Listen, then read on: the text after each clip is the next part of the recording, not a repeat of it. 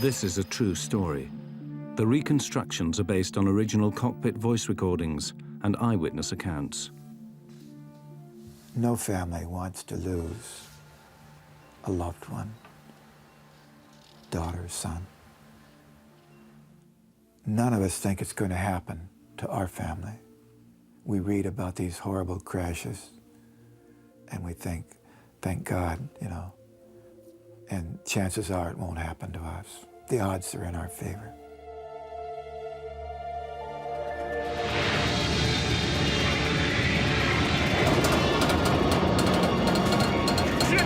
You got it? What are you doing? It just got worse, okay? In January 2000, an Air Alaska jet with 88 passengers and crew suffered a catastrophic failure that tore it from the sky. A shocking chain of negligence and error had led to disaster. When a whistleblower mechanic from the airline tried to sound the alarm about faulty maintenance procedures, he was suspended from his job. The investigation exposes deeply worrying shortcomings in maintenance and regulation that afflict the airline industry. It shows how a series of devastating errors combine to produce a tragic accident, one that could happen again.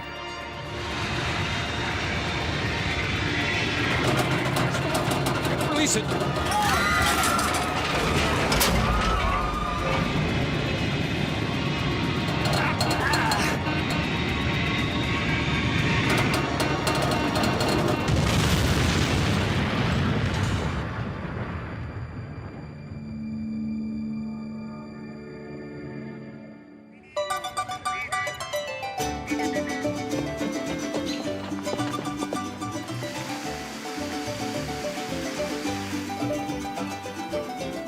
Puerto Vallarta is a popular holiday resort on the Mexican Pacific coast, one of several Mexican destinations served by Alaska Airlines.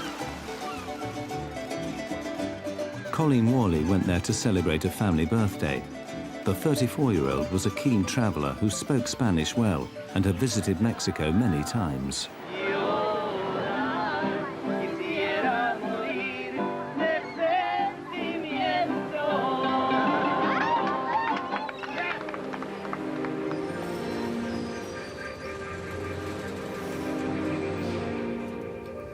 Colleen and the other holidaymakers returning from Puerto Vallarta settle in for the 4-hour flight to San Francisco. In the warm afterglow of their holidays, they're looking to the future. Colleen and her fiancé Monty were planning to start a family later that year.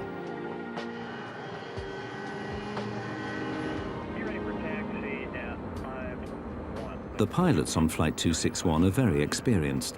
Both Captain Ted Thompson and First Officer Bill Tansky have thousands of hours flying MD-80s. They know the plane well. The MD-83 is one of a successful group of rear-engined low-wing planes. Originally launched in 1980, over 1,100 were delivered worldwide. Flaps? Check, confirmed. Spoilers? Check, armed. But on the 31st of January 2000, as they prepared Flight 261, Thompson and Tansky had no idea that deep in the plane's tail lay a critical weakness.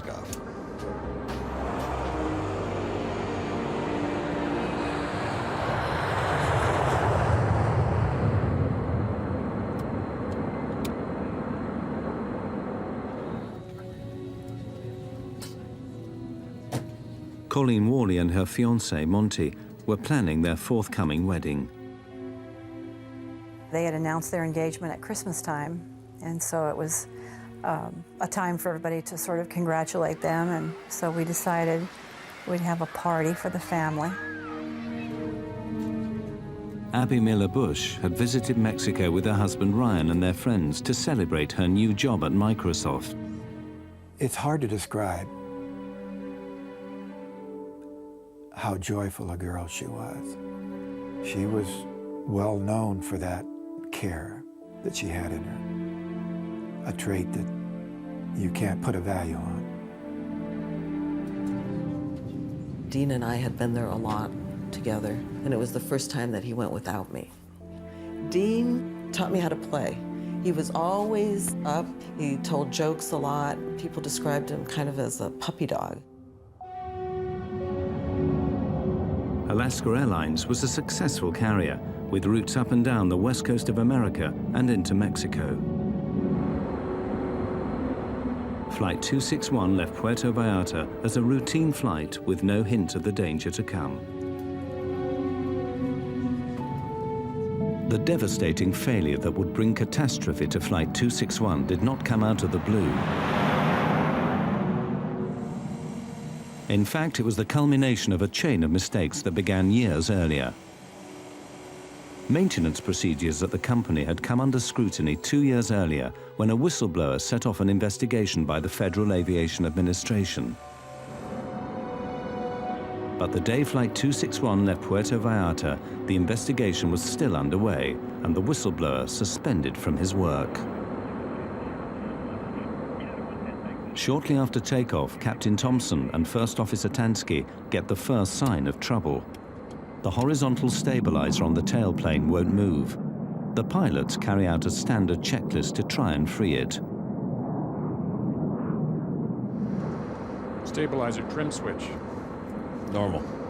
Circuit breakers. Reset if tripped.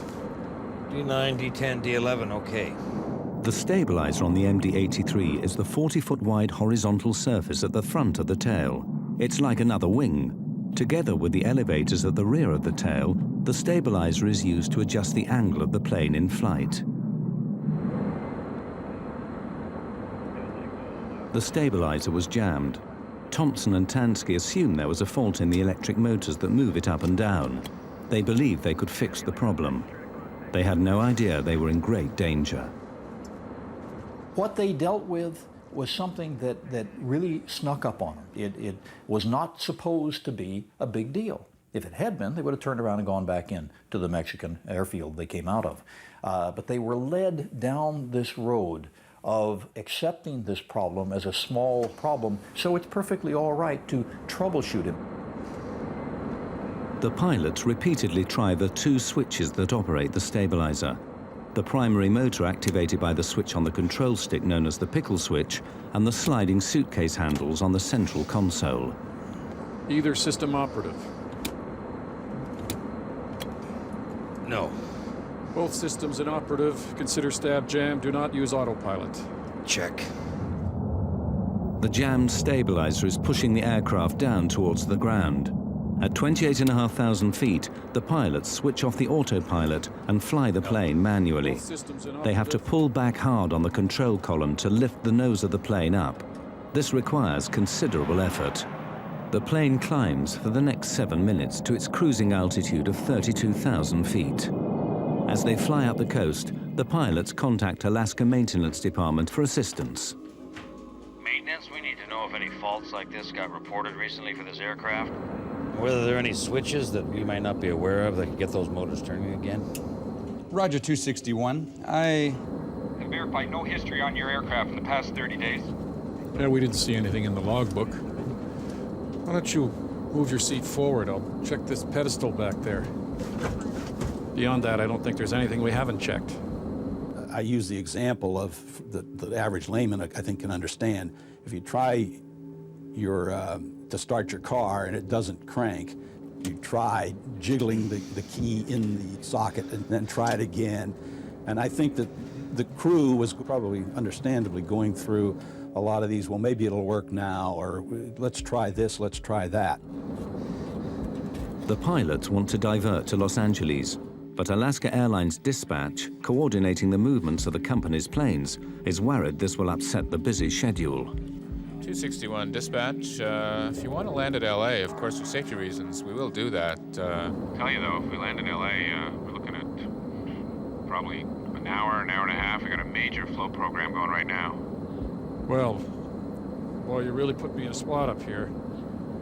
I don't want to hear that the flow is the reason you're calling. Because I'm concerned about overflying suitable airports. Well, we want to do what's safe, so if that's what you feel is safe, just want to make sure you have all the info. We might ask if they have a ground school instructor available. We could discuss it with him. And a simulator instructor.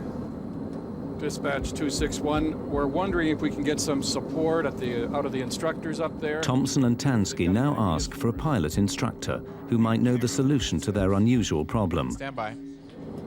As they wait for a reply, their frustration begins to show.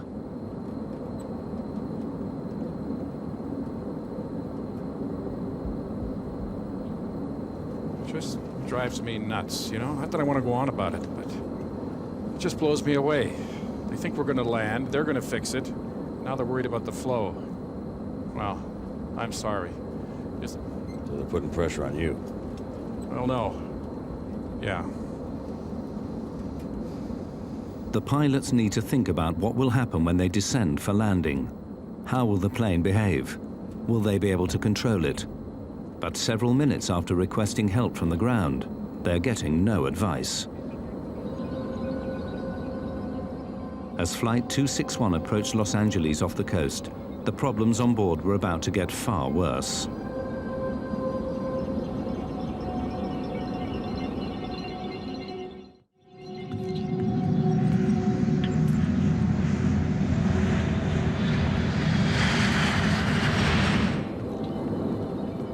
The pilots on the crippled Air Alaska Flight 261 are flying manually at 32,000 feet in a plane that has a jammed stabilizer that is forcing the plane's nose down. The pilots have another go at freeing up the jammed stabilizer. They switch on both the electric motors that control it. This will click it off. Holy!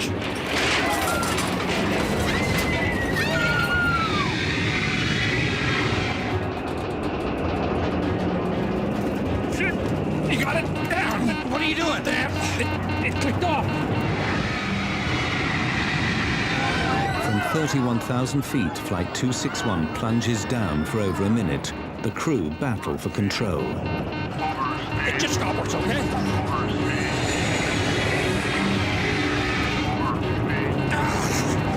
You're stalled! At first, they pull back on the control columns to fight the dive. But then the pilots push the aircraft's nose down into the dive to regain control.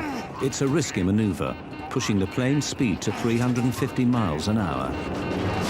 You gotta release it! You gotta release it! The pilots slowly bring the plane out of its dive and back under control.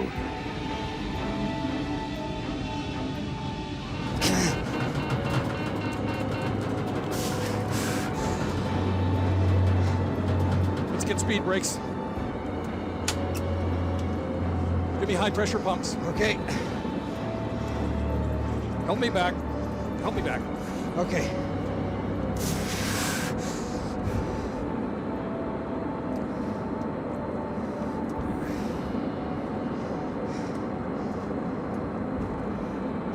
Center Alaska 261.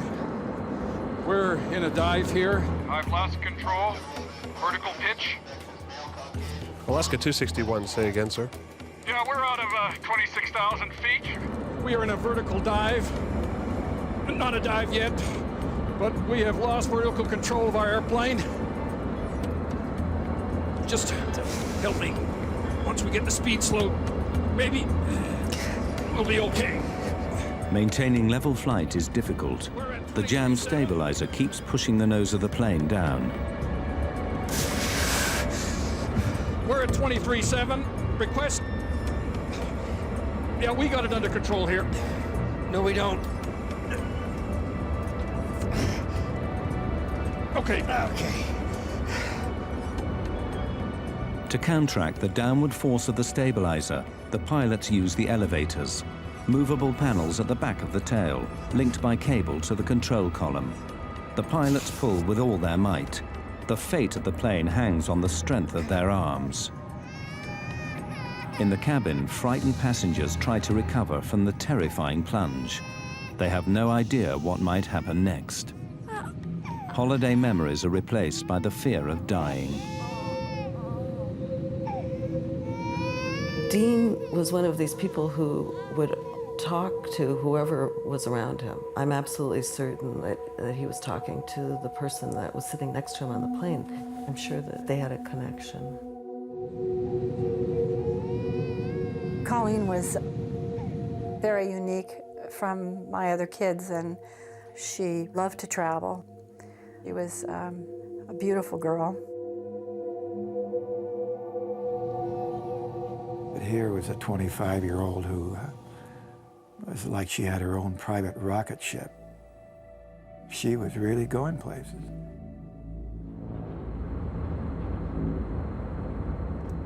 In the cockpit, the pilots struggle to control the plane's speed so they can land. They've got a handful of airplane. They get her stabilized, and they're now in a situation where they make the decision properly to go in on an emergency landing to Los Angeles International. And they have to be able to slow the airplane up, so you've got to experiment a little bit. Let's take the speed brakes off. No, leave them there. It seems to be helping. Damn. Okay, it really wants to pitch down. Okay. Don't mess with that. I agree with you. With the plane under temporary control, the crew make the fateful decision to do more troubleshooting. They need a block of clear space around the aircraft in case they lose control again. They contact air traffic control. Alaska 261, say your conditions. 261, we're at 24,000 feet, kind of stabilized. We're slowing down here, and we're going to do a little troubleshooting. Can you give me a block altitude between 20 and 25? Alaska 261, maintain block altitude flight level 200 through flight level 250. The pilots know they now have clear airspace above and below the plane. They try to figure out their next move. You got the airplane. Let me just try it. Okay. How hard is it? I don't know. My adrenaline's going. It was really rough back there for a while. Yeah, it is. Whatever we did is no good. Let's not do that again. Yeah, it went to full nose down. It's worse than it was before? Yeah, we're in much worse shape now. The crew know this is no mere electrical problem. From what they've experienced, they assume the stabilizer is now jammed. I think it's at the stop, full stop, and I'm thinking, can it get any worse? But it probably can. But let's slow it. Let's get down to 200 knots and see what happens. The crisis is getting worse. Uncertain how the plane will react if they try to slow it down, the pilots must still pull on the elevators to maintain level flight. Captain Thompson once again tries to get help from maintenance. Maintenance, 261, are you on? Yeah, 261, this is maintenance. Okay, we did both the pickle switch and the suitcase handles, and it ran away. It ran away full nose, trimmed down. Oh, it ran away trimmed down? Okay, and now we're in a damn pinch, and we're worse than we were before.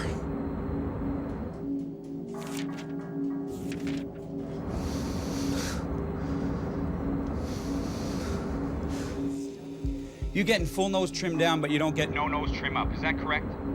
That's affirmed. We went to full nose down, and I'm afraid to try it again to see if it would go in the other direction. Okay, well, your discretion. If you want to try it, that's okay with me. If not, that's fine. See you at the gate. As important as it is to have that ground contact with people with maintenance manuals and experience on the ground and the ability to call up the manufacturer, it's not always going to give you a magic answer. The crew had already gone through every logic tree they possibly could think of. Maintenance clearly do not appreciate the gravity of the situation. This is the last the crew will hear from them. No one can help the pilots now, as they struggle with the plane's faulty stabilizer. Ever professional, however, they try to put the passengers at ease.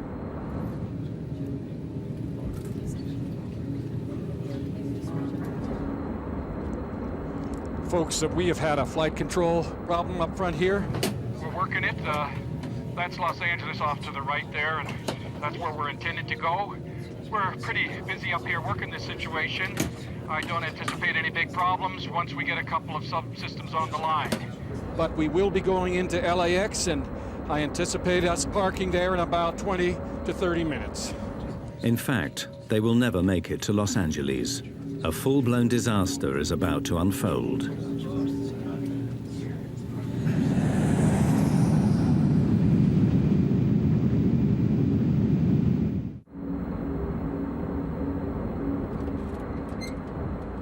After the terrifying 8,000 feet plunge downwards, Alaska 261 has now leveled out. LA, Alaska 261, we're with you.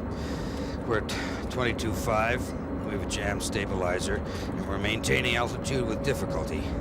But we can maintain altitude, we think, and our intention is to land at Los Angeles. The pilots request to be routed out over the Pacific Ocean. Center, Alaska 261, I need to get down about 10, change my configurations to make sure I can control the jet, and I'd like to do that over the bay here, if I may. If the worst happens, they don't want to kill people on the ground as well as in the plane. There are a lot of lives saved that people maybe don't realize by the fact that this aircrew said, let's stay out over the water until we've got this thing completely under control. As they maneuver over the ocean, the crew again ask air traffic control for clear space around the plane.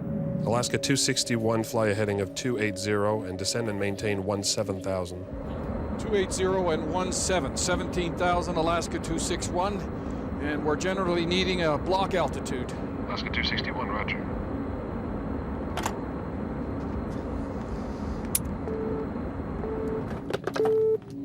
I need everything picked up and everybody strapped down.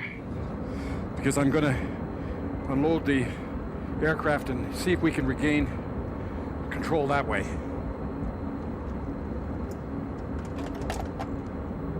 The pilots concentrate on trying to fix the plane. I'm test flying now. How's it feel? It's wanting to pitch over more. Really? Yep. Try flaps, 15, 11? Let's go to 11. Okay, get some power on. I'm at 250 knots. Real hard? Well, actually, it's pretty stable right here, see, but we got to get it down to 180. The crew try to slow the aircraft down to landing speed without losing control, but every move they make could have fatal consequences. Okay, bring the flaps and the slats back up for me. Slats too? Yeah. Treading a knife edge of control, the pilots are still trying to free up the stabilizer. What I want to do is get the nose up, and then let the nose fall through, and see if we can stab it when it's unloaded. The only hope for the passengers is that the pilot's skill and experience can get the plane to Los Angeles Airport. It's on the stop now, it's on the stop. Not according to this, it's not. As one effort after another fails, the crew wonder if the stabilizer is damaged. The trim might be, and then it might be if something's popped back there. Yeah. It might be mechanical damage too. I think if it's controllable, we ought to just try and land it. Think so? Okay, let's head for LA. But just as they prepare the plane to land in Los Angeles, something in the tail suddenly breaks. Did you feel that? Yep. Okay, give me slats. This is a bitch. Is it? Yeah.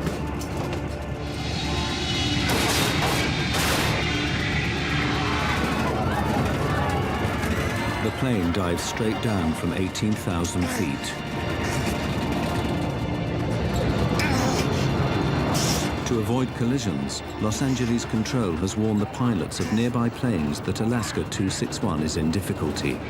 These pilots now report back to the tower. That plane has just started to do a big, huge plunge. Yep. Yes, sir. He is definitely in a nose down position, descending quite rapidly. Definitely out of control.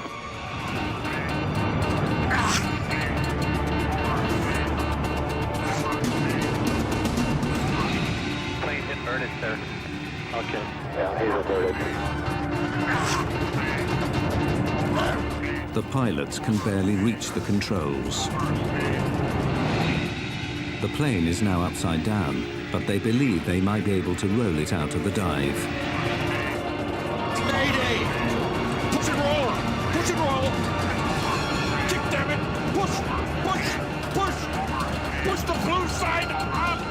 They tried to fly the airplane even upside down. They never for a moment believed that they could not find a way to control this airplane. Push!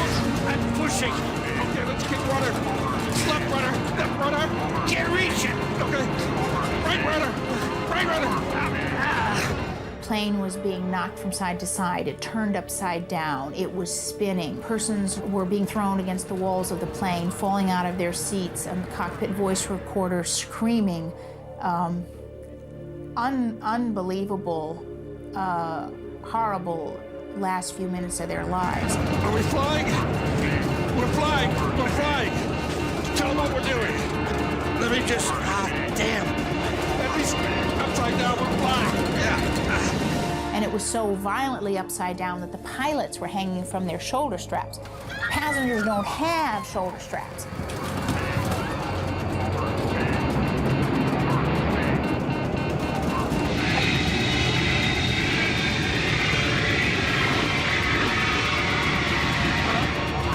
Here we go.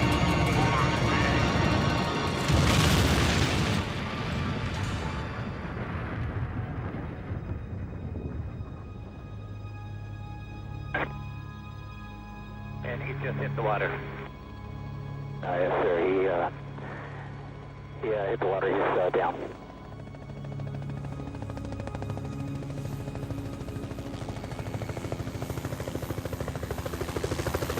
After a terrifying 60-second dive, Flight 261 hit the Pacific Ocean at over 250 miles an hour.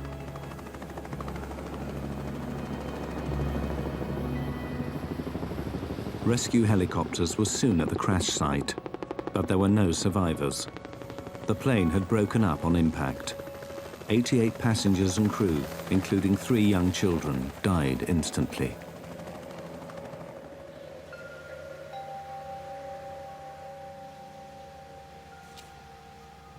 Fred Miller lost his daughter Abby and her husband Ryan. These people suffered on the way down. This was not a pretty way to die. One witness who I met, a jogger on the beach down at Port Hueneme, he said, "You look like you lost somebody." And I said, "I did, my daughter." He said, "You know, I saw the plane go down." He said the plane was inverted and twisting and flipping, and then he said it spun at times, almost like a top. And he said, to think people, somebody who has a life to live is in there, dying. He says it's one of the most horrifying memories I'll ever have.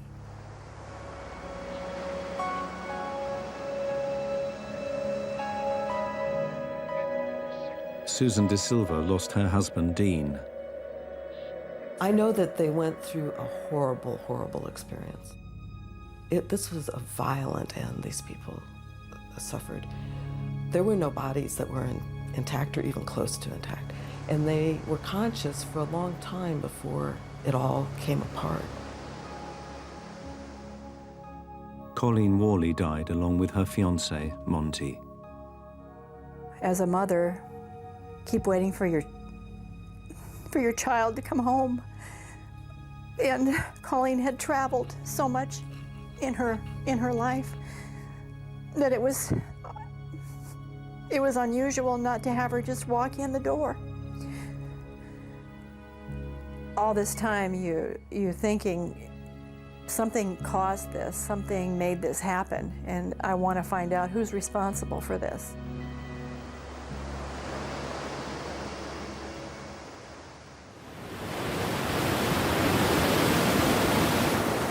The investigation into Flight 261 immediately got underway, but the wreckage lay 700 feet down, so National Transportation Board officials called on Navy submersibles to retrieve the debris from the seabed. We set up a base of operations, and we had a remote operating vehicle with the side-scanning sonar, which they used to map the debris field and get an idea of how widely spread the wreckage was.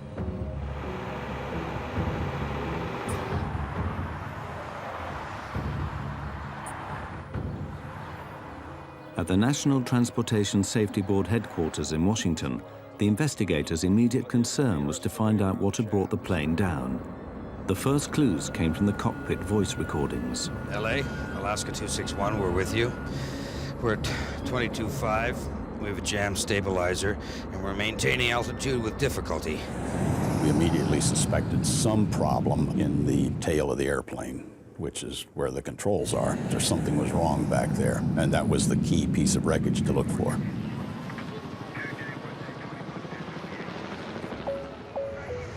The MD-83 that crashed was a revised version of the Douglas Corporation's popular DC-9, over 2,000 of which were delivered to airlines worldwide. The engines were at the rear, and the distinctive T-shaped tail was an essential element of the design.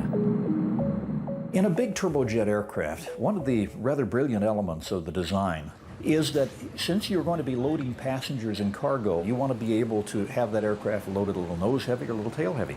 Well, in order to do that, you actually had to have that entire stabilizer moving.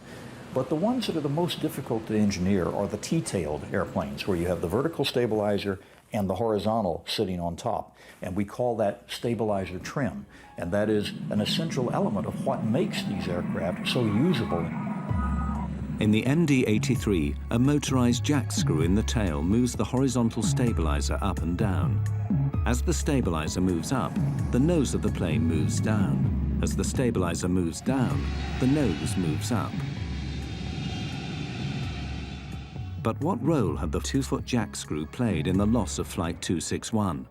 The investigators were anxious to inspect it as soon as it was recovered from the sea bed. The jackscrew wasn't mated with the nut that it screws into. It was just by itself, and the nut was found in another piece of structure a few feet away from where the jackscrew was. To have a screw separate itself from a nut with very thick threads surprised us.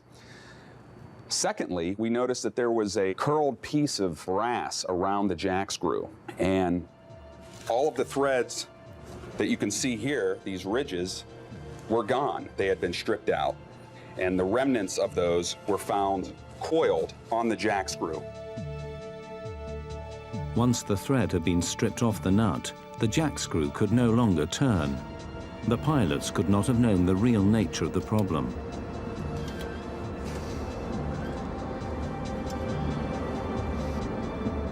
The crew was confronted with a situation that had never occurred before. There is no failed jackscrew procedure in the quick reference handbooks that they have available. There is no training for it.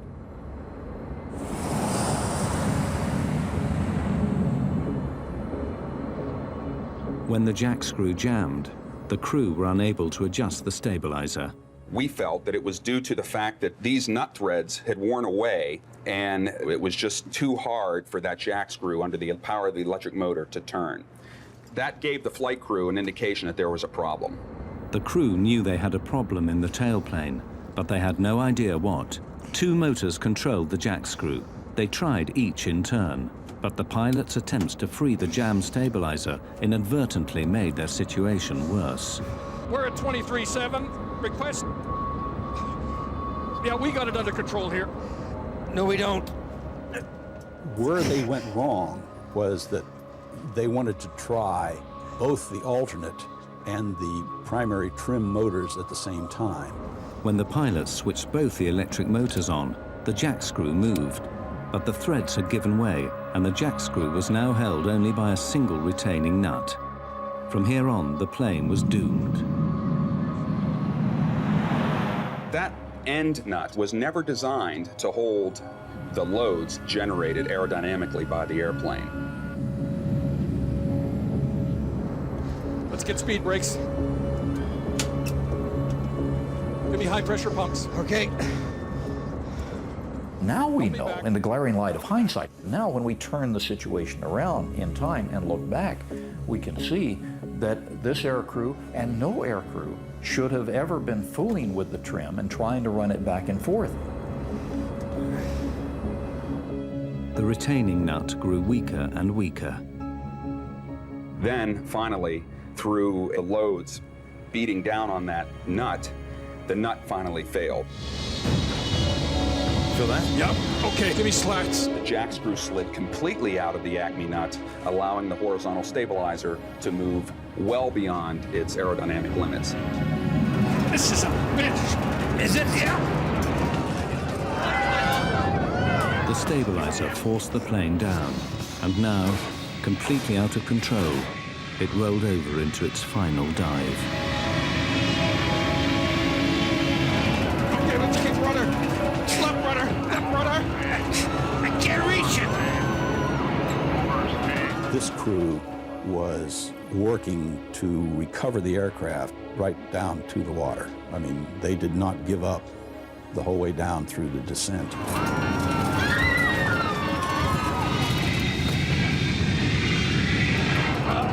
Here we go.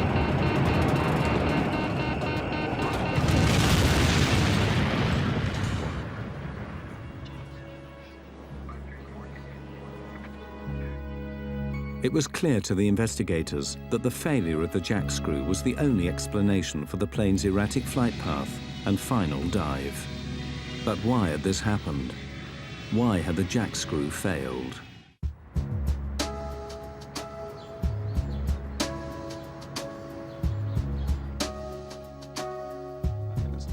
The investigators began looking deeper and deeper into the condition of the faulty Jackscrew on Flight 261.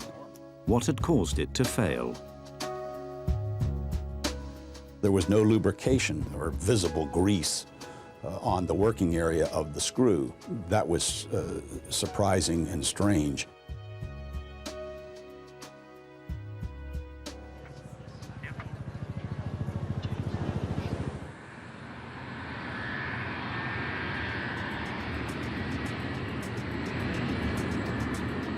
The discovery of no grease on the Jackscrew alarmed the investigators. They alerted the Federal Aviation Administration, who ordered an immediate check on all MD-80s in the USA. This led to a shocking discovery. At Alaska Airlines, in 6 of its fleet of 34 planes, the Jackscrew assembly needed to be replaced after failing new inspections.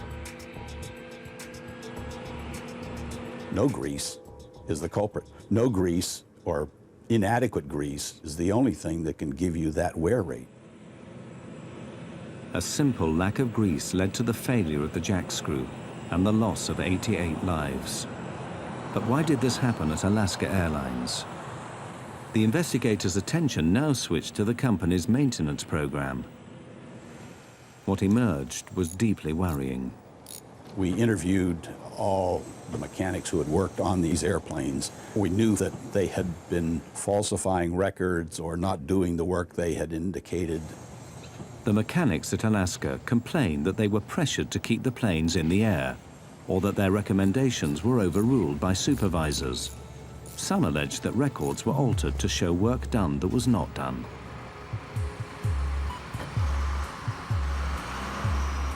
Alaska has long been one of America's most successful airlines, but in the early 1990s, the economic downturn hit the company hard. Its response was to slash costs to revive its fortunes. Pilots, maintenance workers, management and others had to make sacrifices. Jobs were lost, pay was cut, and every hour aircraft spent on the ground was seen as waste. 2 years of aggressive axe-wielding saw costs come down by $80 million. Profits leapt. It was a corporate triumph. In Alaska's case, in the early 90s, this airline had to do an incredible job of reforming itself from a fairly high-cost carrier to a lower-cost carrier that could compete head-on with Southwest Airlines and with others. And they did it. They did it brilliantly. Nobody really believed that it could happen. Alaska Airlines began flying the planes more intensively. It doubled the average daily use of its fleet. But keeping the planes in the air earning money put maintenance schedules under pressure.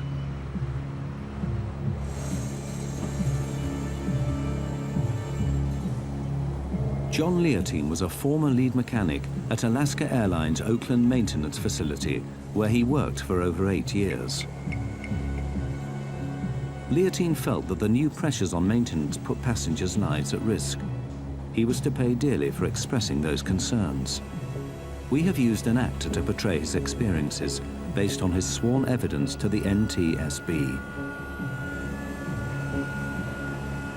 Leotine claimed that planes were pushed back into service too quickly. Sometimes, rather than wait for a replacement part or repair, supervisors pass planes fit for service, free to carry passengers up into the air.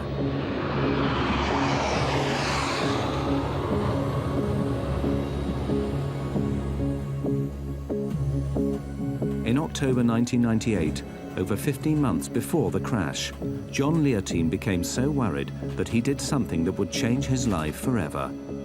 He reported Alaska Airlines to the U.S. Department of Transportation, alleging violations in maintenance procedures.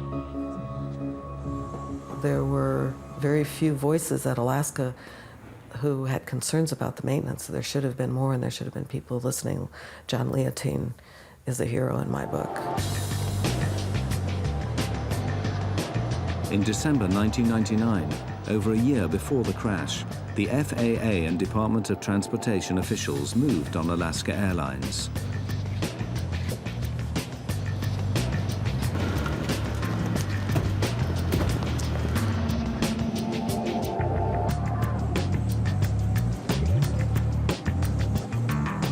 The case was referred to federal prosecutors, and the FBI raided Alaska's maintenance facilities and seized thousands of records.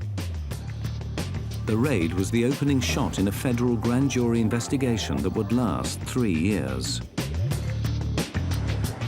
No criminal charges were brought against the airline. Alaska officials denied that any unsafe planes were put into service or that passengers' lives were ever at risk. But the investigation revealed hundreds of violations of federal regulations. Alaska Airlines was fined. The FAA insisted on changes to the company's maintenance and safety procedures. The FAA also suspended 2 supervisors for falsifying records.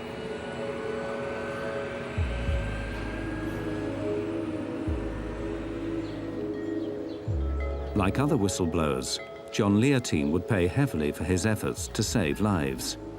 Alaska put him on paid leave from his job, losing him thousands of dollars in regular overtime earnings.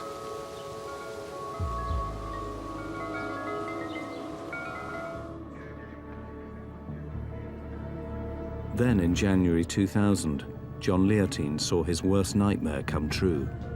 The kind of accident he had tried to prevent now took place just off the California coast.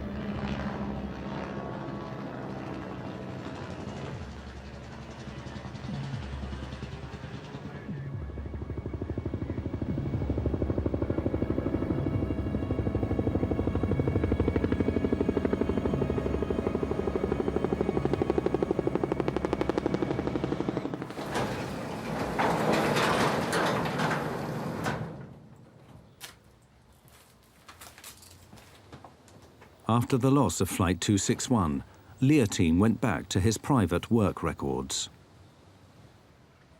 Incredibly, he found he had a direct link to the crashed airliner. 2 years before, at the plane's last overhaul, he had ordered that the jackscrew on this very aircraft be replaced. He then went off shift. When investigators examined the record, they found that Leontine's recommendation had been overruled by the next shift and the plane put back into service. It would be 2 years before the next overhaul, but time ran out. 4 months before the overhaul was due, Flight 261 crashed.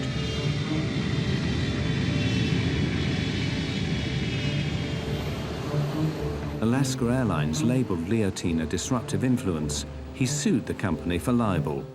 Alaska settled, but Leontine could no longer work in the industry he loved. I get calls almost every week of somebody saying, should I blow the whistle? And I always tell them, you need to know, you need to be prepared to find another line of work, because you will not work in the industry and you will not work in the government. In most cases, it's almost impossible to be a whistleblower and survive your career.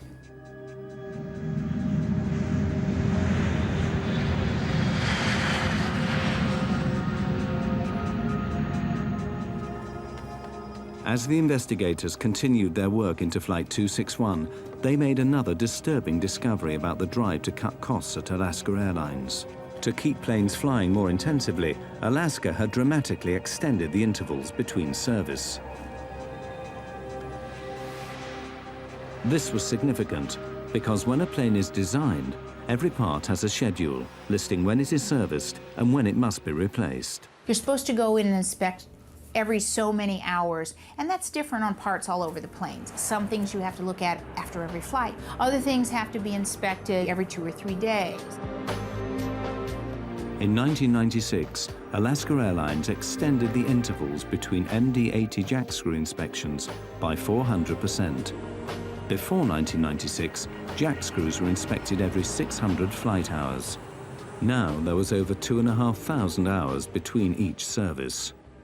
If you had 600 hours between inspection points and greasing points, we have no chance of ever having a metal-to-metal contact situation. But if you put that out to 2,000 hours or 2,500 hours, now what you do is eat into some of these protective stages, these barriers that we have towards catastrophic failure.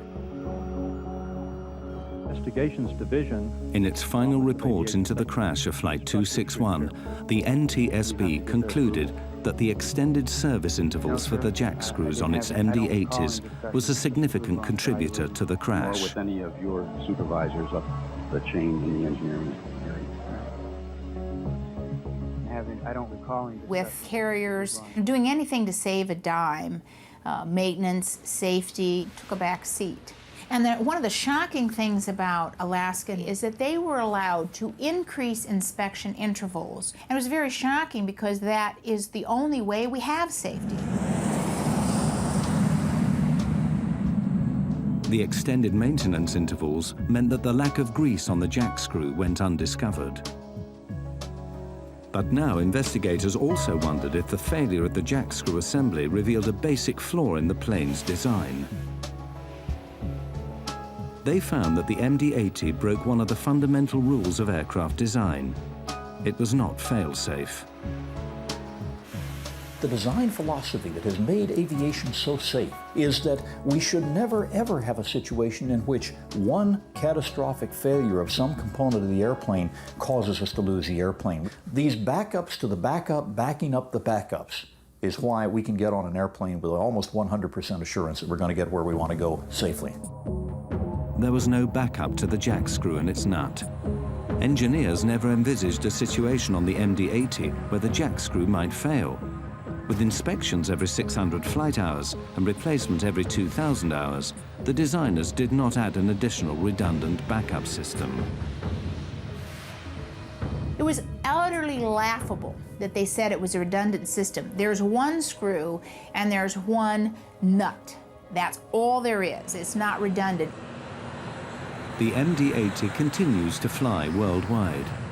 Despite the revelation of this dangerous design flaw, the Jackscrew assembly has not been redesigned. Inspection intervals have been shortened, but airlines still rely on proper maintenance to prevent the same accident happening again. Investigations Division. In its final report, the National Transportation Safety Board concluded that the crash of Flight 261 was due to the lack of adequate greasing and the stretched service intervals.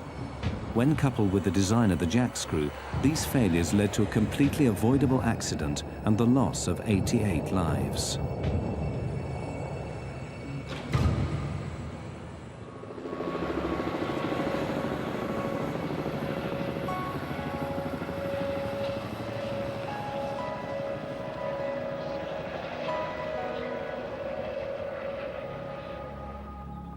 Three years after the crash of Flight 261, the relatives and friends of the dead dedicated a permanent memorial at Port Hueneme, close to the crash site. Janice Stokes.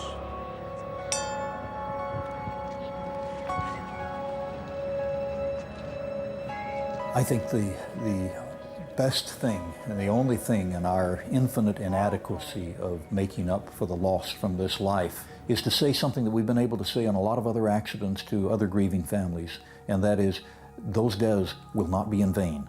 We will not let them be in vain. Every one of those lives will be made to count in terms of making sure that 3, 4, 5, or 10 other people do not die.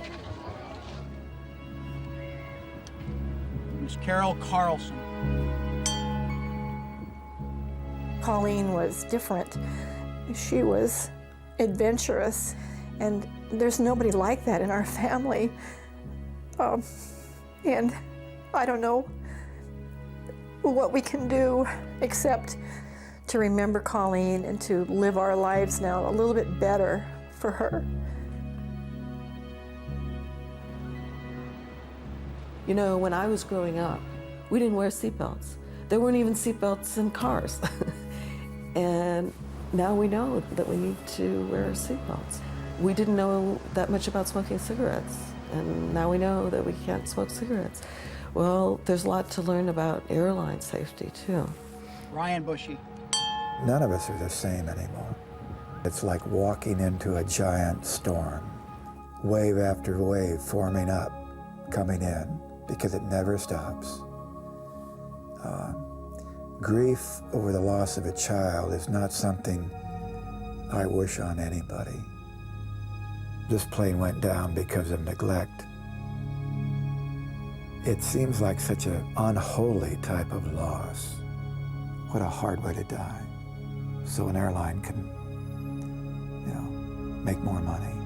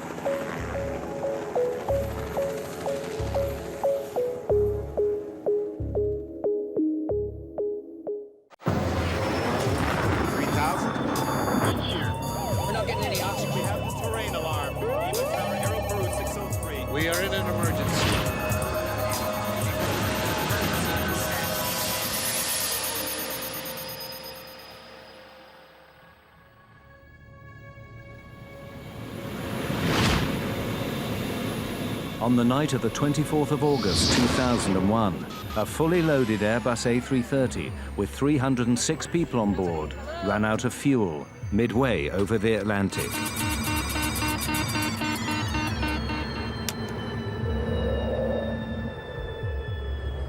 How could a state-of-the-art computerized airliner suffer such a catastrophic failure? Mayday, mayday, mayday. We have lost both engines due to fuel starvation. We are gliding now. Well, we're now at 30,000 feet at the rate of descent of 2,000 feet per minute. We have to ditch in the water. I need you to put on your life jackets right now. This film investigates what happened to Air Transat Flight 236. This is it. It's over. You're just gonna die in the next 5 to 10 minutes. And the speed's increasing, 203 knots now. It's way too fast. Everybody, I need you to brace. Oh my God!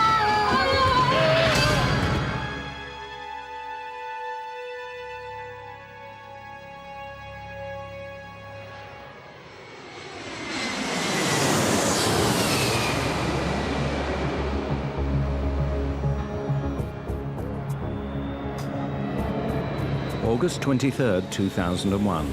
Toronto International Airport is busy. Air Transat is a charter company that has grown rapidly to become one of the largest airlines in Canada. Midsummer brings fewer business travelers and a holiday atmosphere. Air Transat Flight 236 is bound for Lisbon. Most of the passengers are Canadians visiting Europe or Portuguese immigrants heading home.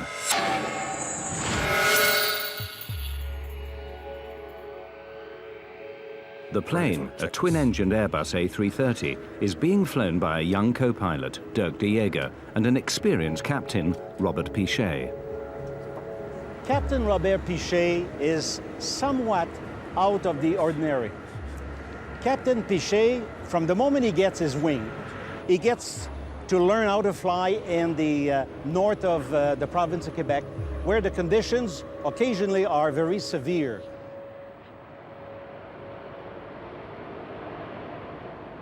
The flight deck of the A330 is ultra-modern.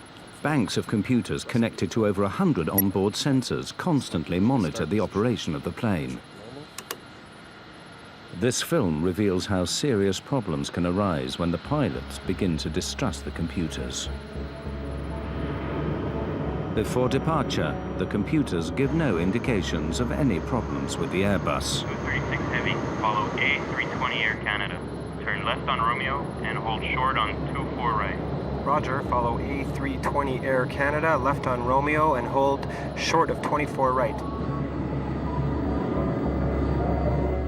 With the crew of 7, Flight 236 has 306 people on board. Well, we were married for 4 days, wasn't it? 4 days. 4 days. 4 days. So we had planned to go to Portugal for our honeymoon, and we had booked this flight on Air Transat. And rather quickly, because we hadn't really planned what we were going to do very carefully. So this was the last flight left.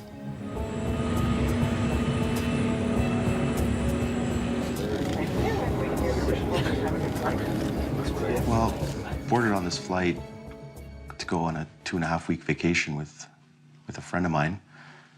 Obviously, I was very excited, spending 2.5 weeks on the coast of Portugal. A very excited feeling. Transat 236 Heavy, cleared for takeoff. 240 at 8, cleared for takeoff, 24 right, Transat 236 Heavy. At 20 minutes past 8, the Airbus A330, loaded with over 47 tons of fuel, leaves Toronto for Lisbon. V1, rotate.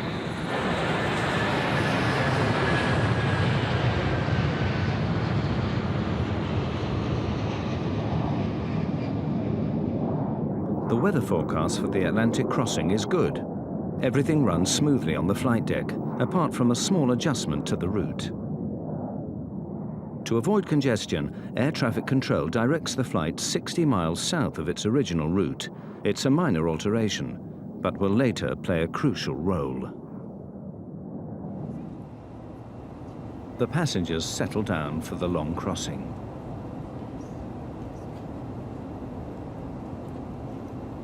The reason for our trip to Portugal was a family trip. We were going to a wedding. Otherwise, we would not have gone this year. So instead of just going for 4 days for a wedding, we decided to stay for 2 weeks and throw the wedding in as a kind of family perk and see everybody.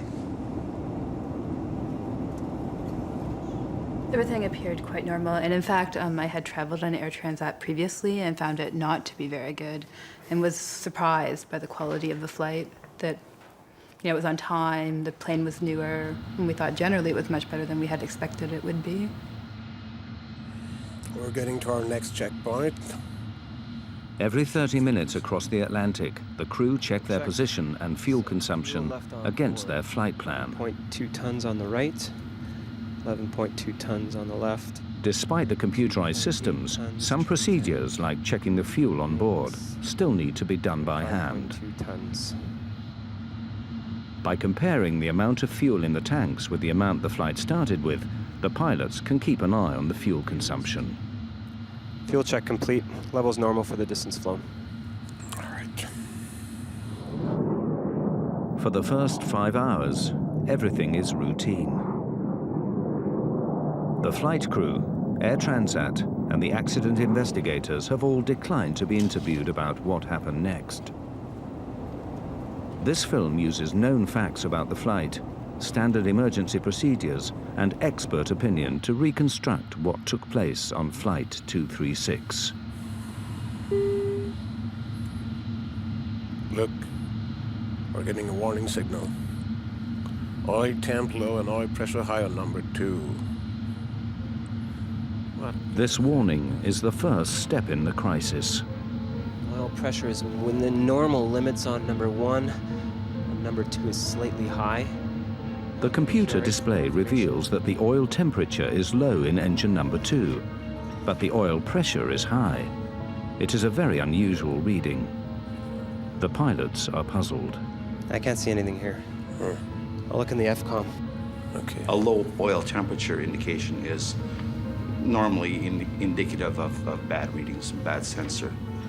Oil temperatures don't decrease normally, they increase. A low oil temperature would be of no concern. The high oil pressure is a very strange indication. It's very rare. In fact, I've never actually heard of one. It's only indicative of the contamination normally of the oil with fuel. That's not something that's explained in the manuals. Call the company. The crew contact Air Transat's maintenance group in Montreal. Transat 236 to Mirabel Operations. Mirabel Transat 236. Hi. Hi, we have a little problem. We're getting the warning oil temp low and oil pressure high on the ECAM for engine number 2. There's nothing in the QRH nor the FCOM. Can you help us out? I'm looking in the The manual. ground crew have no immediate solution. The pilots must work it out for themselves. They may have been given some advice on troubleshooting to see if that would help. But ultimately, the pilots are up there on their own. They can get advice from somebody 2,500 miles away, but they can't really fix their problems. Suggest you keep monitoring your oil levels and see what happens. Advise us on But because the oil readings are so unusual, the pilots believe they may indicate a computer error. The crew keep monitoring the oil levels. Air Transat 236 continues on track.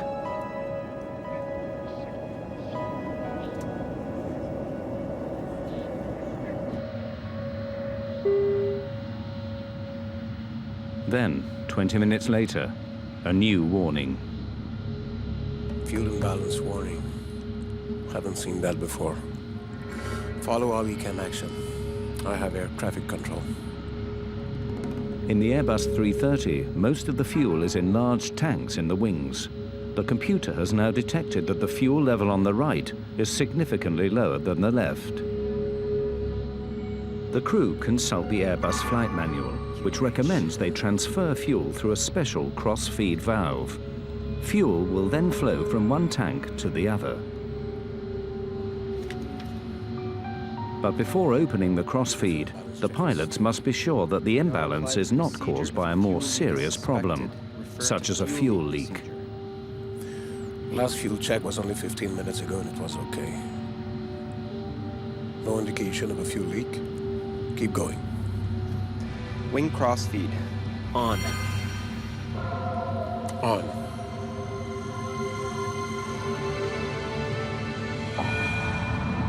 Once you begin a cross-feeding procedure to correct a fuel imbalance, restorative action should commence quite quickly. In other words, the situation would not continue to get worse. It would either stabilize immediately and then begin to correct itself. But the situation is not correcting itself. Unknown to the pilots, there is a major fuel leak in the number 2 engine on the right-hand side of the plane.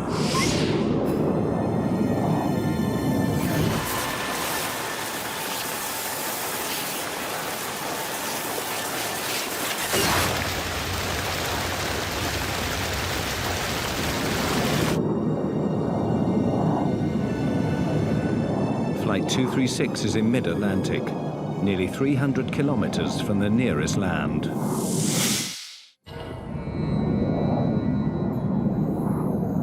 "39,000 feet over the Atlantic, nearly 300 kilometers from land, Air Transat Flight 236 is in trouble.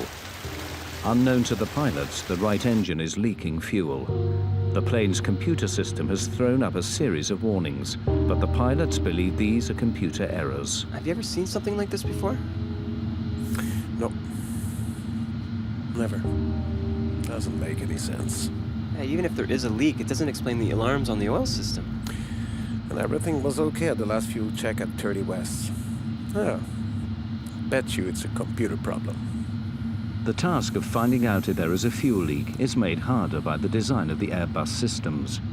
The systems monitor hundreds and hundreds of sensors, and they can be affected by such mundane things as a little bit of frost or ice on a sensor can cause it to present bad data. So it's not something that would occur on every single flight, but it's something that we're quite used to dealing with. There is no warning to show if the fuel level is falling faster than the engines are consuming it. So the pilots receive no immediate indication that there could be a fuel leak. Fuel quantity isn't rising in the tanks for the right wing. Check fuel quantity. Looks very low. Hold on. When co-pilot Diego carries out the fuel calculations, he discovers something is seriously wrong. That's much less fuel than we should have. It looks like a fuel leak. Check again. Diego finds a disturbing difference. According to all the gauges, all the tanks in the right wing are way below the level they should be according to the flight plan, and there's hardly anything in the other ones. What about a trim tank? There's nothing there either.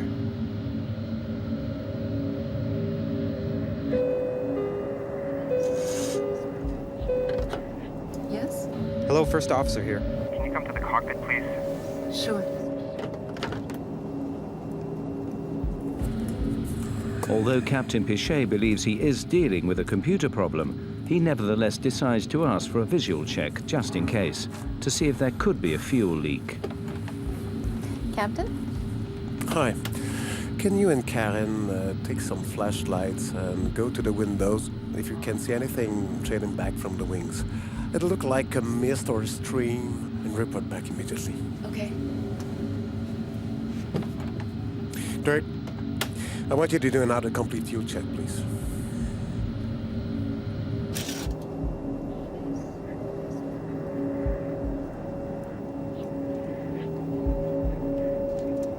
I'm so sorry. In daylight, the fuel pouring out of the back of the wing would have been clearly visible. But in the dead of night, even with a torch, the fuel leaking from the engine is impossible to see.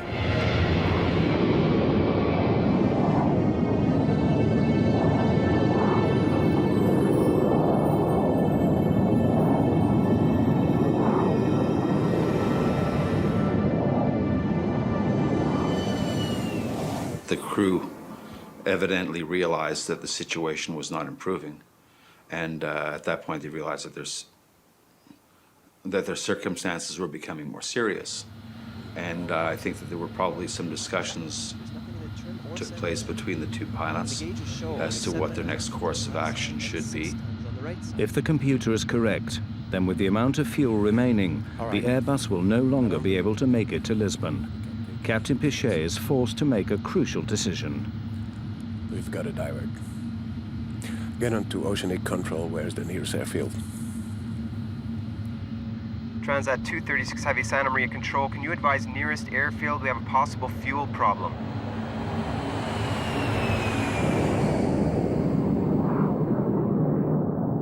The nearest runway is over 300 kilometers away. But with the fuel remaining, Legez military airbase on the tiny island of Terceira in the Azores should be within reach. Santa Maria Control, Transat 236 Heavy. Proceed 230 flight level 390 direct. 350 miles to threshold. Are you declaring an emergency? Stand by, Santa Maria Control. Not yet. It must be the computer. Transat 236 Heavy, Santa Maria Control. No assistance required yet. Flight 236 continues flying south for the next 25 minutes. Everything in the cabin seems normal. But in the cockpit, the fuel readings are getting worse. Must be the computer. I've checked. There's nothing in the trim or center tank. And the gauges show only 7.5. According to the fuel gauges, the plane is using fuel much faster than normal. Whether they believe the gauges or not, the captain has no choice. He must warn air traffic control. We have to declare a fuel emergency. Transat 236 Heavy, Santa Maria Control. Santa Maria Control, Transat 236 Heavy, go ahead. Transat 236 Heavy, declaring fuel emergency.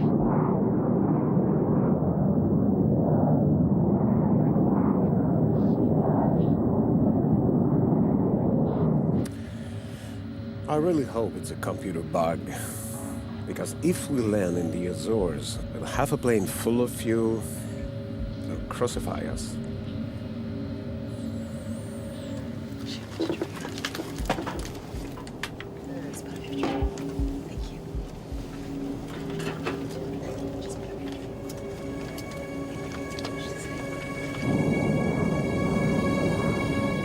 But at 6:13 a.m., less than an hour from the first fuel alarm, The right-hand engine runs out of fuel and cuts out. We're losing engine number 2. I don't believe this. Okay, maximum thrust on number 1. What's going on? What's The happening? lights started flickering on and off, which I thought was kind of odd, strange. On one engine, the Airbus will not fly at 39,000 feet. They must descend quickly. Try to transfer fuel from center tank and the trim tank. Transferring. Fuel quantities reaching 0. This can't be. We're not gonna go completely dry on this airplane. All right. We can't stay at 39,000 feet with just one engine. We'll descend to 33,000 to control our speed. 236 Villages Tower. We have lost one engine. Engine flame out. Roger, Transat 236. We can see you on primary radar. You are at 135 nautical miles from Lajes Field. We are 135 nautical miles from Lajes Field. Well, there's a whole lot of critical things go on. In addition to that, you turn on all the exterior lights so people can see you're in trouble. You have to broadcast your intentions on an emergency frequency so that other people know that you're unable to maintain your altitude. You may be descending through their altitude, so everybody else is now on the lookout for an airplane that's in distress. For the next 10 minutes, the stricken Airbus continues on its one remaining engine. The pilots still believe that the computer may be partly faulty and that they can make it to Lajes with fuel to spare. At the end, might be all right. Fuel gauge is falling fast, though. It's nearly hitting 0.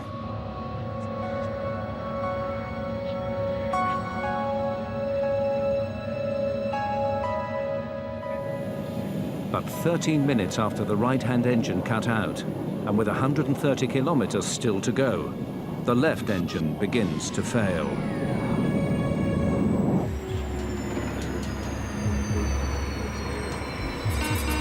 We're losing number 1. Mayday, mayday, mayday. We have lost both engines due to fuel starvation. We are gliding now.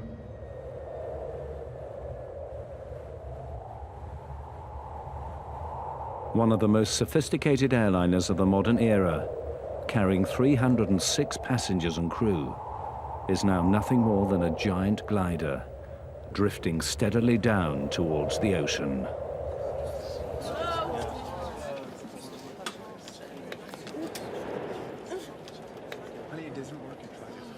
Excuse me, can somebody come? Where's the flight attendant? Hello? You could literally hear a pin drop. The exterior, there was no sound in that plane, in that cabin at all. A lot of people were praying and screaming for God. My wife was a little hysterical. My best friend was in another world. The plane was dead silent, except for the people who were very upset. List of functions we've lost. We have no more stabilizer. Blue and yellow hydraulic. No ADR 2 and 3. No anti-skid. No reversers. Rudder trim. Radio HF 1 and 2. With the loss of both engines, we have no electrical system. If the engines aren't running, the generators aren't running. So there's no power on the airplane. There is a small device, it's called a ram air turbine. It will deploy from underneath the fuselage near the wing fairing. And it's a small propeller that deploys out the bottom of the fuselage and it spins in the wind. And that small propeller will provide very limited electrical and hydraulic systems to run the aircraft. In other words, although it's a glider, at least it's a controllable glider. Calculate how far we can go with our glide angle, will you? Well, we're now at 30,000 feet at the rate of descent of 2,000 feet per minute. We can hang on for 14 or 15 minutes. What? I don't want to die on our honeymoon. I was just trying to calm her down, like try and reassure her that everything would be okay. Yeah, it's a very big struggle to stay calm when you're considering your own death. Without power, the plane loses 1,000 feet in height for every 5 kilometers it travels forward. They can reach the Azores, But if the pilots get their calculations wrong, they may face a forced landing on the water. Not sure we can make it to Leges.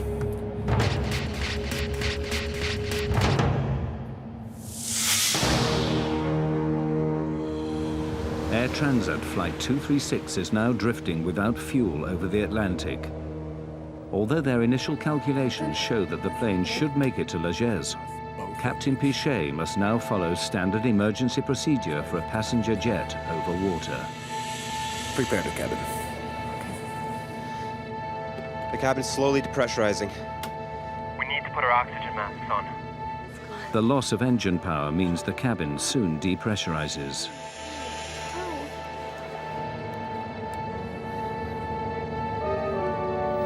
Everybody, please, I need your attention. We're preparing to ditch the plane. I need you to put on your life jackets right now. Within probably, I'd say, 2 minutes, I saw flight attendants with life jackets in their hand running down the aisles.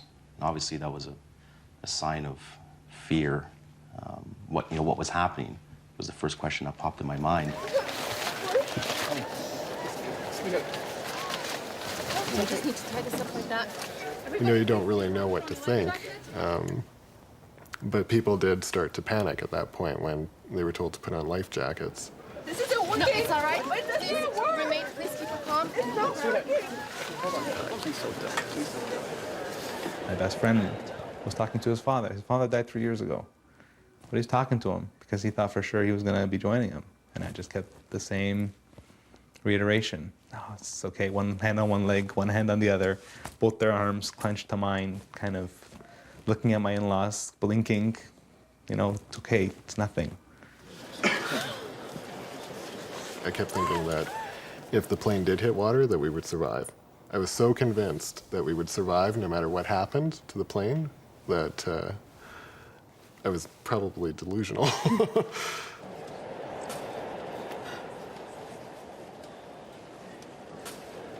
Fear just suddenly just kicked in from my toes straight up to my head. At that point, they started instructing us and giving us instructions of what to do in this procedure.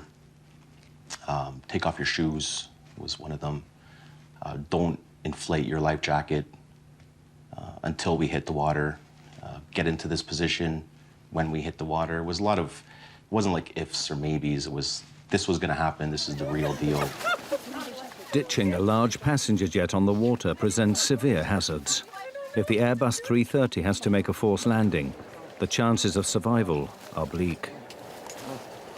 In my personal opinion, I don't think these airplanes would make very good boats. Typically, an airplane with a low-mounted tail like this, as it enters the water, one of the first things that's going to hit the water is the tail. And it's probably going to be ripped right off, and the fuselage is probably going to open right about there. In 1996, a Boeing 767 ran out of fuel off the coast of East Africa. Its last moments were caught on amateur video and reveal what happens when an airliner attempts a controlled landing on water.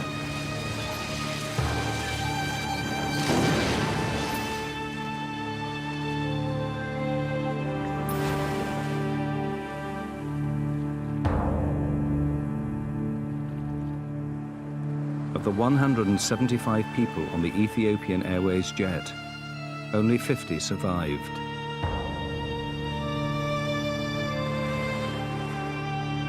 The chances of it surviving a ditching and floating for very long are not very good. If Air Transat Flight 236 has to carry out a similar maneuver, it faces an equally grave outcome. With over 100 kilometers before they reach the Azores, the pilots face a long and difficult maneuver. They need to keep the plane gliding for more than 50 minutes to reach the Azores. There's very little time for any emotions at all. You're just so focused on the mission at hand. It's a life or death situation, of course, but your intention is to get it there. You're not thinking about the alternatives, but you're fully focused on getting the airplane to its destination.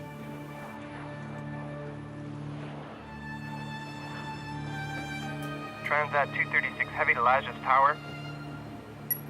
Lajes Tower receiving, Transat 236 Heavy. Do you have us On radar, Transat 236. We have you on primary radar. Confirm you're at 80 miles out. Your heading is good. Transat 236 Heavy Lajes Tower, we are trying to make the runway. Please Describe runway, heading, and length. Lajes Tower, Transat 236 Heavy. Runway is 33 and 10,865 feet long. Airport dead ahead on your present heading. Please advise when you have it in sight.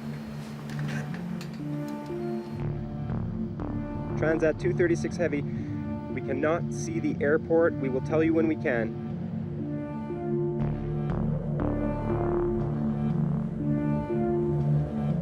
As the minutes tick by, the long wait for those on board is agonizing. That's it. This is it. It's over. They're just gonna die in the next 5 to 10 minutes. I had contemplated the idea that we would die, certainly. And kind of I think in that moment you can accept it more than you think you would accept it. I never thought I was going to die. I was in a little bit of a state of distress. I did my best not to show it, to try to keep the cool, calm, and collected, but there was certain times where I wasn't sure if we would make it. The torture of the whole fact that you're gonna die, which I totally thought I was going to, is worse to me than dying. If I'm gonna die, just kill me now. Just get a gun and shoot me, or just let this plane go down and nosedive into the ocean and then just die instantly. On the ground, emergency services prepare for the crash landing of a fully loaded airliner.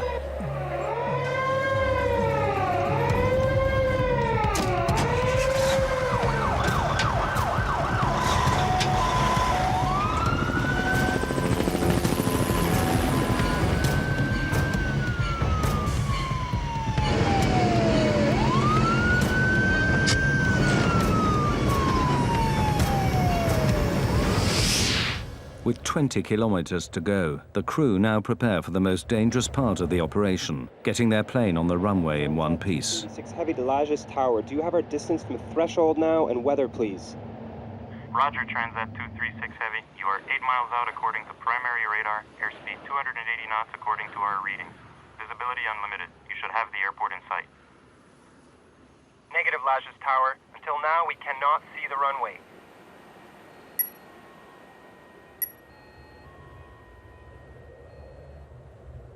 There is no room for error. Without power, the pilots have only one chance at landing. If they miss or overshoot the runway, the results could be catastrophic.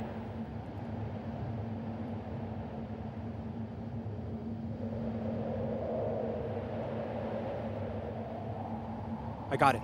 Just to the right.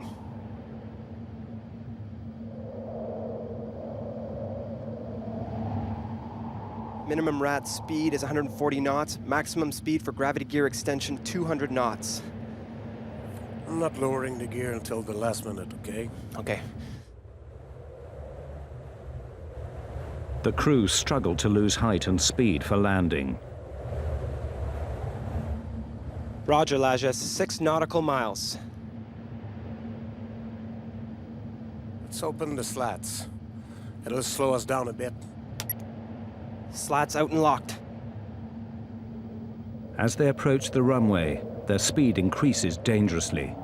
Too fast and they could roll off the end of the runway. Lower the gear.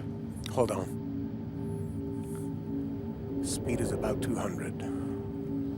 All right. I stabilize the speed. Can you give me a landing speed, please? No engine, no flaps. Ideal approach speed is 170 knots. We're too fast. Yes. But the runway is very long. Captain Pichet now performs a difficult series of swerving maneuvers to slow the plane down for landing.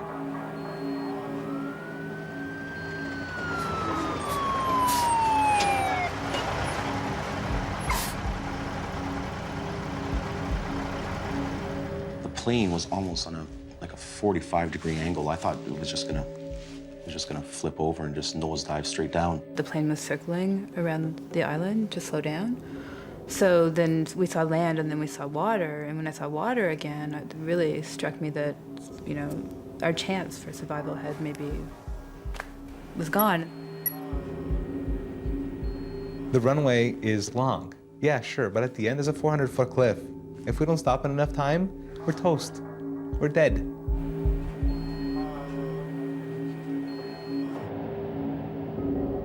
The crew line up the giant Airbus for final approach. Landing gear down and locked. 3 green. No flaps. Only the emergency brakes. No spoilers, no reverse thrust. 4,000 feet, 195 knots.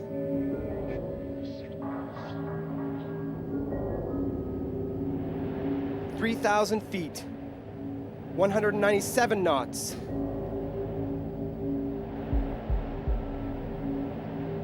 "2,000 feet, 200 knots. Alert the cabin. Cabin crew, 1 minute to landing.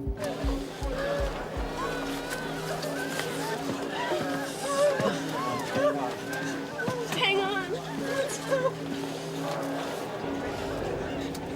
Vertical speed at 3,000 feet per minute. We're going way too fast. And the speed's increasing, 203 knots now. It's way too fast. 1,000 feet, 201 knots.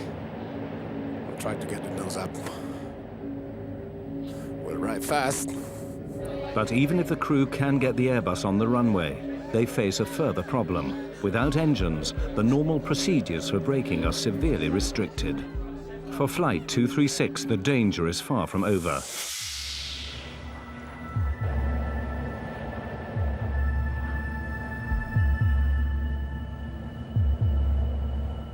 The pilots must land the plane without power and somehow get it to stop.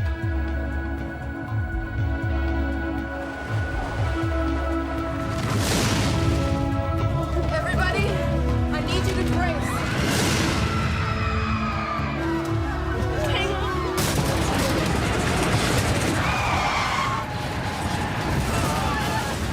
The Airbus hits hard at high speed. The tires have blown! Captain Pichet tries to hold the nose down.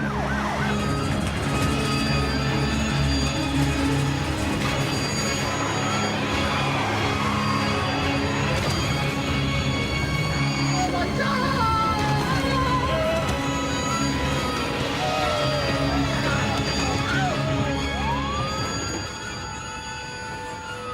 After bursting 8 tires, the plane finally stops in the middle of the runway. What we say? We made it! We made it!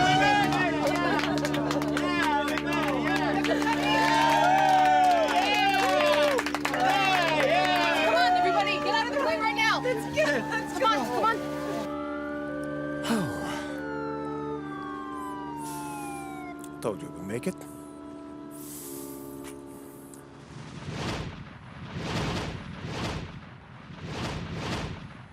I just wanted to get out of this airplane quickly. I jumped, I hit the ground hard. I don't think my rear end actually even touched the chute at all. I didn't slide down the slide. I ran down it. And they're just, get out, get out, get out. So you're just running out of this aircraft. What in God's name just happened? I fell down to the ground, literally, and I started crying. I mean, once you're off the plane and you're evacuated, you want to know what happened. Pichet and de Jager had flown their Airbus without power further than any passenger jets in history.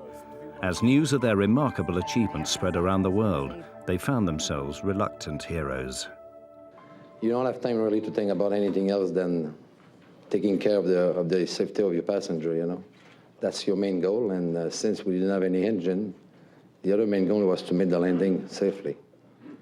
So at that time, I guess the experience came in, you know. With the help of my colleague, that's why we made a successful landing. You train for the worst, but you never know how you'll deal with situations like this. And reflecting afterwards, I feel we dealt in the most professional and complete manner we could. A feeling of being grateful to see all the passengers were okay. You know, something like this happen, you never know what is going to happen really. I mean, you start not to believe it. I mean, Makes no sense that a big jet with 2 engines has no more power with 300 people on board, you know. But although the public story was a success, disturbing questions remained. Why had a highly sophisticated airliner run out of fuel? What exactly had happened to Flight 236? Away from the cameras, an accident investigation began immediately by the Portuguese, Canadian, and French transport authorities. Initial checks quickly confirmed that all the fuel tanks of the Airbus were indeed empty. But to lose more than 17 tons of fuel in such a short space of time meant they'd had a major leak. The question was, where? Engineers examined the fuel system, searching for faults in the tanks and the fuel lines. It wasn't long before they found what they were looking for, just by the right engine. In this particular case, you had a hydraulic tube that's relatively small by comparison to the larger fuel tube. And the hydraulic tube, due possibly to pulsations in the hydraulic system, were abrading against the larger tube. And eventually the larger tube had a leak in it, and the leak, or not the leak itself, but the hole eventually possibly led into a fracture of the tube, allowing this massive fuel flow outside of the engine. The investigators began checking Air Transat maintenance records. They discovered that on the 17th of August, 5 days before the flight, Air Transat had removed the right-hand engine for maintenance and installed a replacement unit sent by Rolls-Royce. But as they analyzed the repair logs for the engine, they uncovered a shocking mistake. This was not a case of faulty design, but of faulty maintenance. Rolls-Royce had supplied the engine without a hydraulic pump assembly. To overcome this, Transat mechanics had used the parts from an older engine. But they didn't fit properly, and the pipes had been rubbing together for 5 days, until, midway over the Atlantic, one finally broke. The engine was delivered minus these 2 tubes and a bracket. That the purpose of that bracket was to maintain adequate clearance. So if they took the bracket off the old engine and put it on the new engine, is that the pipes would be locked together so that they could possibly abrade. So the mechanics, now I can't fault them, but they were not given specific instructions to verify the 3mm clearance. As investigators questioned Air Transat mechanics, they found more disturbing evidence of malpractice. The chief mechanic testified that he had been concerned about the substitution of another hydraulic assembly. 5 days before the accident, he raised his concerns with his superior.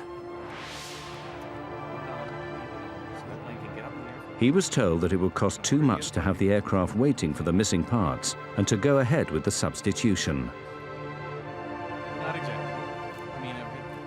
The replacement parts only differed from the correct ones by a few millimeters, but it was a difference that almost cost 306 lives.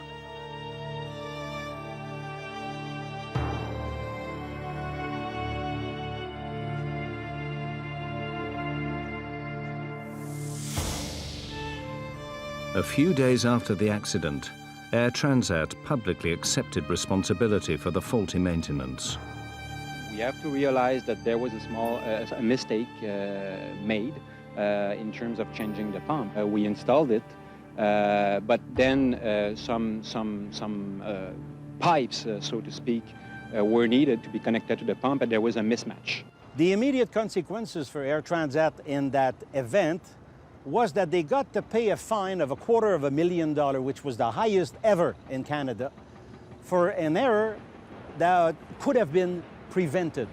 How someone that is supposed to be qualified in their job can put the wrong part onto an engine and risk 300 people's lives is beyond me. This incident is a very strong reminder that regulation is important and safety is important, and lives will be lost in the absence of that. And they're real lives. It's not just, this imaginary figure in your head of 300 people. It's real people to suffer and continue to suffer as a result. If it hadn't have been us suffering, it would have been our families. This was by no means the end of the story. Investigators now turn their attention to the cockpit itself.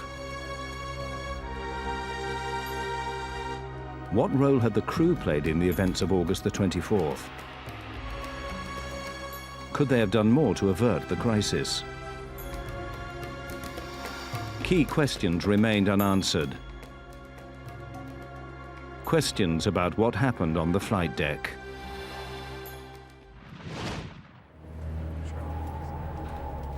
The investigation into Air Transat Flight 236 discovered that basic maintenance errors had led to the fuel leak. Air Transat accepted responsibility and were heavily fined. But the focus now turned on the flight deck and the performance of the crew. What part did they play in the fuel loss? Wing crossfeed. On. On. When the crew opened the crossfeed valve to transfer fuel from the left wing tank to the right, they lost 17 tons of fuel in less than 30 minutes. Yet they failed to close the crossfeed valve and prevent further loss. Mayday, mayday. We have lost both engines due to fuel starvation. We are gliding now. In the days after the incident, Captain Robert Pichet and Dirk de Jager were called before the inquiry and asked in detail about their actions.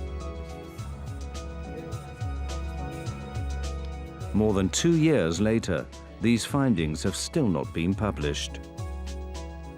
What follows are possible explanations for the course of events that night, based on known facts and expert opinion.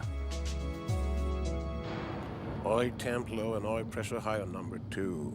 The warnings of high oil pressure and low oil temperature from the engine on the right wing would not have led the pilots to suspect that there was already a major fuel leak.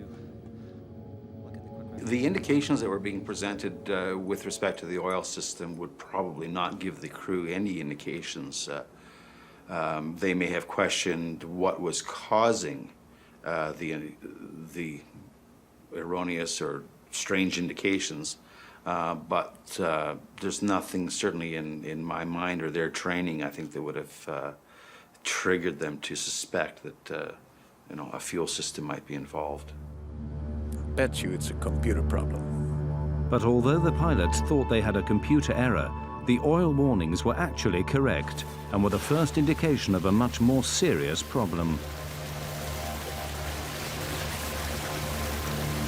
Fuel imbalance warning. Haven't seen that before. When the fuel imbalance warning came up 20 minutes later, showing less fuel in the right wing than the left, it seemed unconnected with the oil alarms. This could have reinforced Captain Pichet's idea that he was facing a series of computer errors. Do not apply this procedure if a fuel leak is suspected. Despite his doubts, Captain Pichet was obliged to follow Airbus procedure to correct the imbalance. He opened the crossfeed valve. Wing crossfeed. On.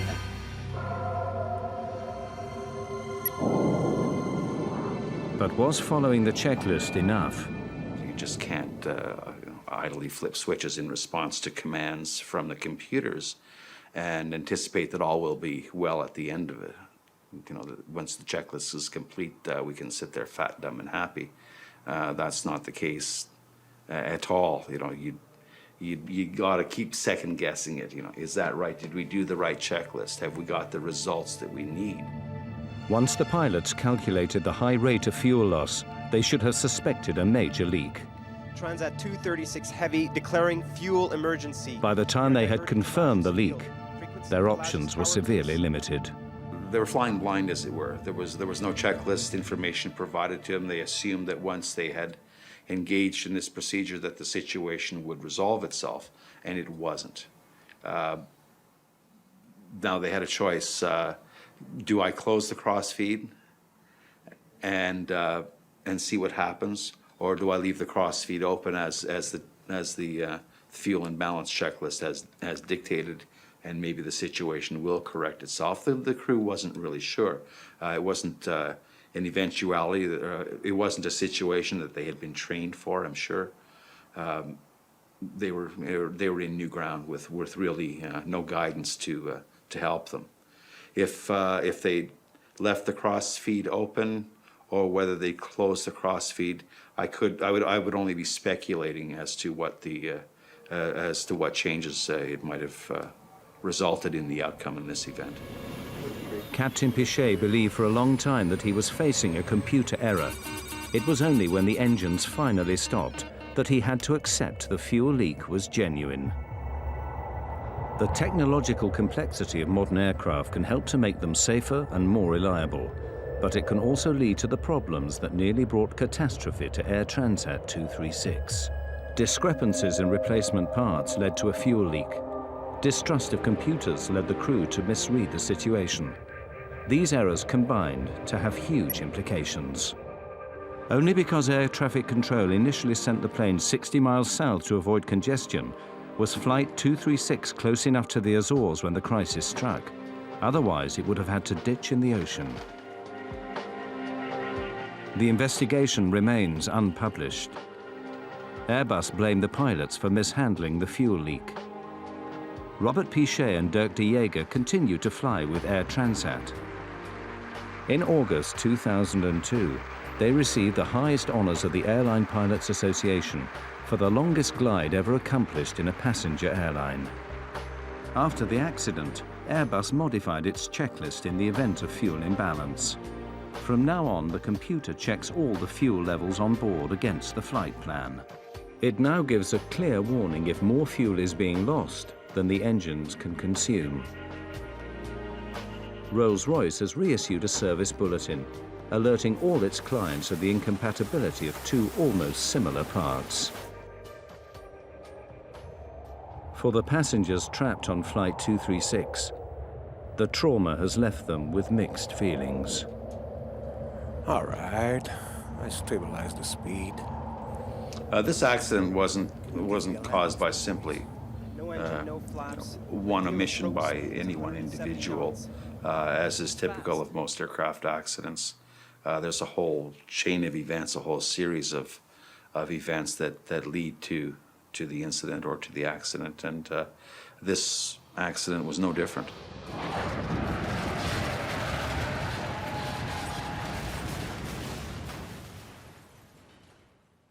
Whatever the circumstances are, the pressure that he was under is tremendous. He got that plane down safely, only blew out 8 of the 12 tires, and saved 300 people. He saved 300 people's lives.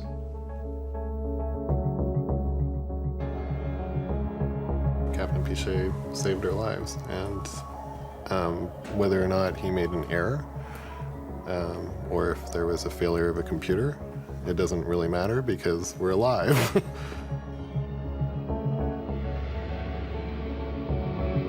Do I think he's a hero? No. Do I think he's a hell of a pilot? Yes. Thank God the islands of the Azores were there and basically saved our lives. But if that fuel pump broke 5 minutes beforehand, we would have ended up into the water, and I probably wouldn't be here to tell the story.